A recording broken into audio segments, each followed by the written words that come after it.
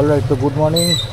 আজকে আমাদের এখানে ডে 3 আর জৈন ভবনে আমরা ছিলাম। সব রকমের ডিটেলস আমি শেয়ার করে দেবো স্ক্রিনে। এখানে এসে তোমরা থাকতে পারো, কোনো সমস্যা নেই, খুব ভালো জায়গা। আমরা এখানেই ছিলাম। এখন আমরা বেরিয়ে পড়ছি দেওঘরের উদ্দেশ্যে। দেওঘরের আগে আমরা একটু উশ্রী ফলস যাব। উশ্রী ফলস থেকে তারপরে আমরা দেওঘর যাব। তো মধুবনের আমরা মোড়টায় একদম চলে এলাম। সামনে যে রাস্তাটা যাচ্ছে ওটা গিরিডির জন্য। আমরা আগের দিনে এদিক দিয়ে এসেছিলাম, আর আজকে আমরা এখান থেকে স্ট্রেট বেরিয়ে যাব।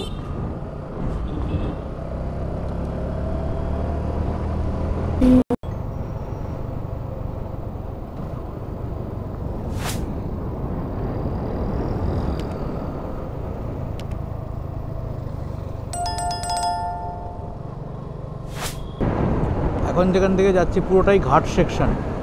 গিরিডি এখান থেকে এখনও 22-23 কিলোমিটার হবে। আর আমরা একটু নিচের দিকে নামছি এখন। অসাধারণ রাস্তা। গিরিডি এখান থেকে এখনও প্রায় ওই 16-17 কিলোমিটার মতো। আর চারিদিকে দেখো গভীর একটা জঙ্গল পড়েছে, বেশ ভালো জঙ্গল, তার সাথে এরকম সুন্দর রাস্তা।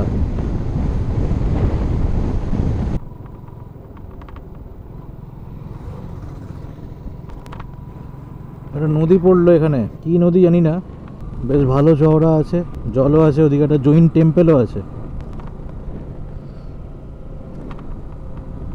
এখান থেকে কিন্তু 3টে নদী ক্রস করে, মানে দেওঘর যেতে। সেটা হচ্ছে একটা অজয়, একটা হচ্ছে ময়ূরাক্ষী, আর একটা হচ্ছে উশ্রী। তো 3টে নদী আমরা পাবো। তো এইটা তার মধ্যে কোনটা আমি ঠিক বলতে পারছি না, আমি পরে স্ক্রিনে নাম দিয়ে দেবো। এইদিকে ল্যান্ডস্কেপটা খালি দেখো, দুর্দান্ত ল্যান্ডস্কেপ। প্লাস ওইদিকে রয়েছে পাহাড়, সামনে রয়েছে পাহাড়। অসাধারণ রাস্তা, অসাধারণ। সামনেই দেখো পাহাড়, পাহাড়ের গায়ে দেখো কি সুন্দর নারকোল গাছ বা ওই জাতীয় কিছু একটা গাছ হয়ে রয়েছে। অসাধারণ লাগছে, অসাধারণ। A few minutes later. যে রাস্তাটায় এতক্ষণ ছিলাম মেন রোডটা, সেই মেন রোডটাকে ছেড়ে দিয়ে আমরা এখন রাইট টার্ন নিয়ে নিলাম। উশ্রী ফলস যাওয়ার জন্য। এই রাস্তাটা দিয়ে স্ট্রেট 100 কিলোমিটার গেলে হচ্ছে আবার আসানসোল, তারপরে ধানবাদও পড়বে, টুন্ডি বলে একটা জায়গা আছে সেটাও পড়বে। তো আমরা এখন এই রাস্তায় ঢুকলাম। এখন এই রাস্তায় গিয়ে আমরা উশ্রী ফলস দেখবো, দেখে আবার এই রাস্তাতেই আমরা রিটার্ন করব। রিটার্ন করে আমরা দেওঘর চলে যাব। পরেশনাথ থেকে বেরিয়ে আমরা এখন চলে এলাম গিরিডিতে। গিরিডি থেকে আমরা এখন যাচ্ছি উশ্রী ফলস। তার আগে একটুখানি পেট পুজো চলছে, কচুরি, সবজি, একটা মিষ্টির দোকান, সেখান থেকে নিলাম। সাবির অলরেডি খেতে শুরু করে দিয়েছে, তিনি এখনও খাচ্ছেন না, কেননা খাওয়ার গরম। উশ্রী ফলস যাব। উশ্রী ফলস গিয়ে তারপরে এই রাস্তা দিয়ে আবার ব্যাক করবো, করে নিয়ে তারপরে আমরা বেরিয়ে যাব দেওঘরের জন্য। চলো দেখতে পাবো তাহলে। ব্রেকফাস্ট যেখানে করছিলাম সেখান থেকে উশ্রী ফলস দেখাচ্ছিল মোটামুটি 11 কিলোমিটার। আর এদিকে দেখতেই পাচ্ছ পুরো কয়লার খাদান, এগুলো সব এখান থেকে কয়লা উৎপাদন হয়। দোকানদার যে ছিল সে বাংলা বোঝে, সে বললো যে তোমরা অবশ্যই সেটা ঘুরতে পারো। কয়লা খাদান আর যাবো না, কেননা ওখানে প্রচুর গরম। রাস্তার উপরে পড়বে, যেহেতু 11 কিলোমিটার উশ্রী ফলস, 35 কিলোমিটার প্রায় হয়ে গেল, মানে 5 কিলোমিটার চলে এসেছি। তো একবার একটু পরে দাঁড়িয়ে ম্যাপটা একবার চেক করে নিতে হবে। নেটওয়ার্কের ইস্যু বলে কিন্তু আমি অফলাইন ম্যাপটা এখানে ডাউনলোড করে নিয়েছিলাম, তাতে সুবিধাই হয়। ওসব কয়লা এখানে। আগের রাস্তাটাকে ছেড়ে দিয়ে আমরা ডান দিক নিয়ে নিলাম উশ্রী ফলসের জন্য। সামনে একটুখানি এগিয়ে গেছিলাম, ওখানে উশ্রী নদীটা ক্রস করলাম, তখনই আমার একটু সন্দেহ হলো যে এদিকে তাহলে ফলসটা তার আগেই হবে। তো এখন ওদিকেই যাচ্ছি, যত তাড়াতাড়ি সম্ভব এটাকে ক্রস করে এটাকে দেখে এখান থেকে বেরিয়ে যেতে হবে। মেন উদ্দেশ্য আমাদের দেওঘর যাওয়া। তো চলে এলাম এখন উশ্রী ফলসে। উশ্রী ফলসের যে লোকেশান আছে সেটা একটু আগে, বাট আমরা তার থেকে একটু আগে চলে এসেছি, ঠিক আছে? ওটাকে ছেড়ে একটুখানি এগিয়ে এসেছি। আমার মনে হয় যে জায়গার যে লোকেশানটা দেওয়া আছে গুগল ম্যাপসে, সেখান থেকে এই জায়গাটা তুলনামূলক আরও ভালো। দেখো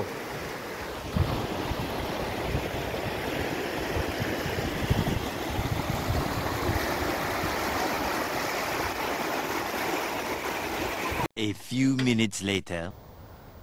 বাইক এখানে পার্কিং করে দিলাম, সামনেই হচ্ছে উশ্রী ফলস। আমরা একটু আগিয়ে গেছিলাম। এই হচ্ছে আসল উশ্রী ফলস, উশ্রী ঝর্ণা।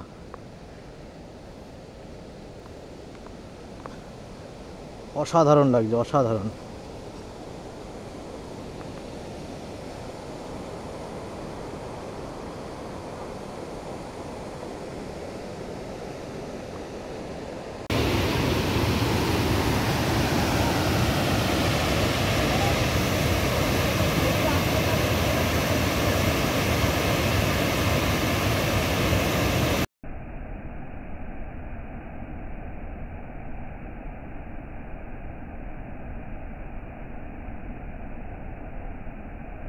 One hour later.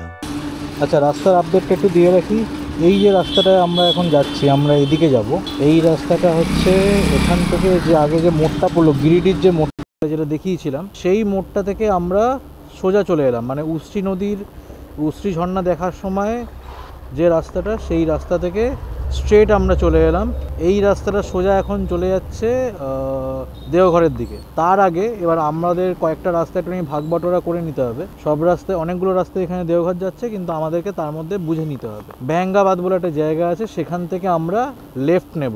আর এখন সামনেই উষ্ট্রী নদী পড়বে, সেটাকে ক্রস করি, তারপরে মেন রোড চলে এলাম। এটা হচ্ছে উষ্ট্রী নদী, যেটা ঝর্ণা আমরা দেখতে গেছিলাম। আর সামনে এদিকে রোড ডিরেকশন দেওয়া আছে, মধুপুর 55, দেওঘর 65, ডুমকা 121। রাস্তাটা সিঙ্গেল লেন, তার মধ্যে ঝাড়খণ্ডের ট্রাফিক, মানে কেউ কিচ্ছু মানছে না, যেদিক দিয়ে পাচ্ছে দিক দিয়ে চলে যাচ্ছে। ফলে এখানে আমাদের একটু স্লোই চালাতে হবে, আর টাইম অনেক বেশি লাগবে। মাত্র 65 কিলোমিটার, কিন্তু যেতে অনেকটাই সময় লেগে যাবে। একটু চা খেতে হবে। চায়ের এখানে দোকান কিন্তু খুবই অভাব, চায়ের দোকান নেই বললেই চলে কোথাও।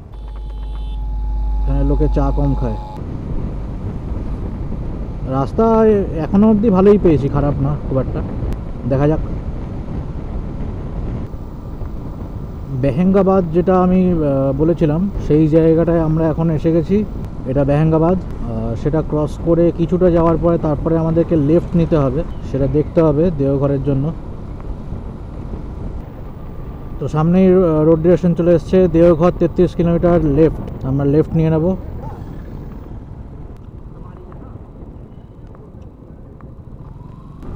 আমরা দেওঘরের রাস্তা নিয়ে নিলাম। দেওঘর এখনও ওই 24 কিলোমিটারের মতো। আর আমরা একটা নদী ক্রস করছি এখন। কি নদী জানি না, যদি ম্যাপে পেয়ে যাই তাহলে আমি দেখিয়ে দেবো। ময়ূরাক্ষী কিংবা অজয়, এই দুটোর মধ্যে যে কোনো একটা হবে।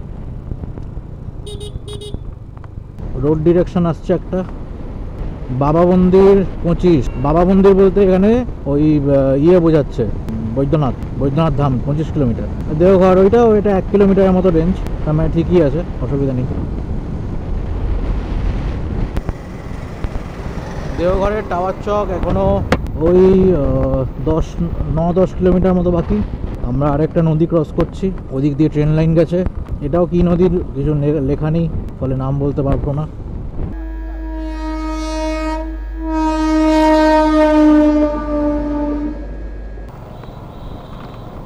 তো আমরা টাওয়ার চকের প্রায় কাছাকাছি এসে গেছি। ফ্লাইওভার দিয়ে নিচে নেমে আমাদেরকে এই রোডটা ধরতে হলো।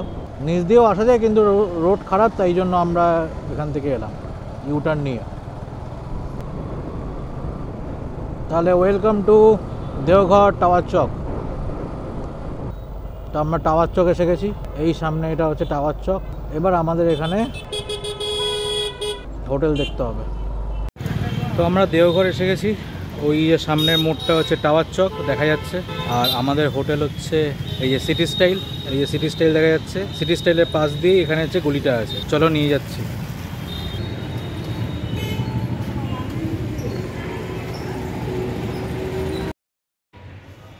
এই হচ্ছে সামনে হোটেল।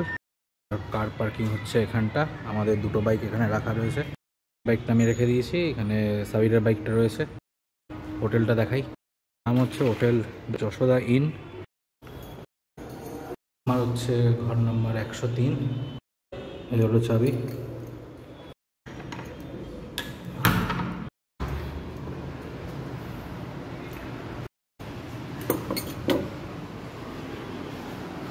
এই হচ্ছে ঘর। ওয়ার্ড্রপ টাইপের আছে, এখানে ব্যাগ আর আমার হেলমেট আমি রেখে দিয়েছি। একটা মিরর আছে, টিভি আছে, কিন্তু কোনো দরকার নেই সেটা। বেসিন আছে একটা আর বাথরুম আছে। গিজারের ব্যবস্থা তো নেই, থাকবে না আশা করি। তো এই হচ্ছে রুম। আমি যেহেতু সিঙ্গেল তাই জন্য আমার পড়েছে এটা 800 টাকা। সাবিরের আমার বন্ধুরা যেহেতু ডবলে আছে ওদের পড়েছে 900 টাকা। আমরা একটু বার্গেনিং করেছি, 1000 টাকা চেয়েছিল।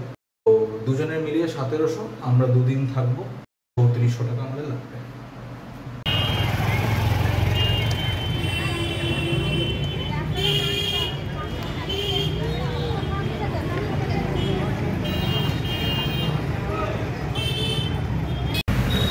তো আজকে আমরা দুপুরবেলা খাচ্ছি চস্কা হোটেলে, যেটা দেওঘরে টাওয়ার চকের একদম সামনেই। আজকে মেনুটা একটু অন্যরকম, খাসির মাংস একদম কষা কষা গ্রেভি দিয়ে, প্লেন রাইস, স্যালাড আছে। আর সাবির আর ওর ওয়াইফ নিয়েছে চিকেন বিরিয়ানি, এদিকেও চিকেন বিরিয়ানি। হঠাৎ করে এরকম খাওয়ার একটা কারণ আছে, তার কারণটা হচ্ছে আজকে সাবির আর ওর ওয়াইফের অ্যানিভার্সারি। এই দুপুর থেকে শুরু হয়ে গেছে, দুপুর থেকে শুরু করে আপ টু রাত অবধি সব কিছু ওর ডিপার্টমেন্ট। যাক, ভালোই হলো, খাওয়া ভালোই হবে। আপডেট যদি বলি তাহলে এখন আমরা এখান থেকে খাবো, হোটেল যাবো, হোটেলে গিয়ে একটু রেস্ট করবো, সন্ধেবেলা বেরোবো আরতির জন্য, কালকে করবো দর্শন।